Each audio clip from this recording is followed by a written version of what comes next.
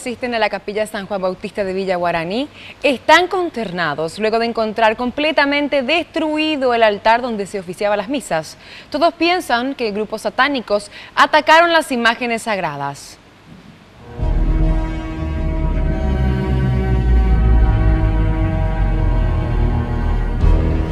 El hecho habría ocurrido en la madrugada del domingo para el lunes, cuando desconocidos lograron entrar al predio de la iglesia para llevar a cabo su cometido. Los encargados expresan que debió ser más de una persona la que entró al local, ya que la puerta principal fue golpeada con una parrilla hecha de tambor, un tanto difícil para manipular solo. ¿Cómo ustedes se dieron cuenta de esta situación? Y un grupo de jóvenes que vienen regularmente a hacer adoración al Santísimo.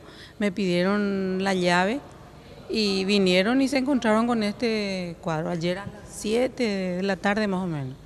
Y de ese momento se fueron rápido a buscarnos y vinimos, dimos parte a la policía. ¿Cuándo habría pasado entonces, señor? Y calculamos que sería en la madrugada del lunes, más o menos del domingo para el lunes, ¿verdad? Se ensañaron con las imágenes, con el altar, con la sede del sacerdote, de su silla, ¿verdad? Todo lo que tenga que ver con la misa.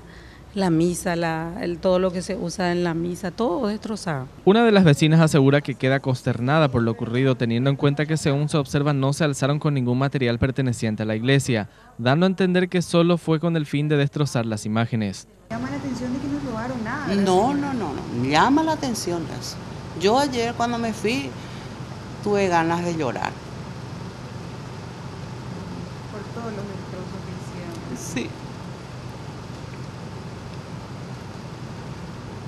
Mucho trabajo, ¿verdad?, de la comunidad misma. Claro, la comunidad, la gente que viene de lejos, necesitada. Es un poco difícil cuando uno ve eso. Es un reflejo también de cómo está nuestra sociedad, ¿verdad, señora?, con este tipo de cosas que Claro, se realizan, ¿verdad? claro, las familias. Hay que trabajar un poco más, orar un poco más. Las familias. En el mismo lugar ya se había ingresado alguna vez, pero en la oportunidad se habían llevado un equipo de sonido. En esta ocasión no se llevaron absolutamente nada, lo que indica que solamente realizaron algún tipo de ritual dentro de la capilla.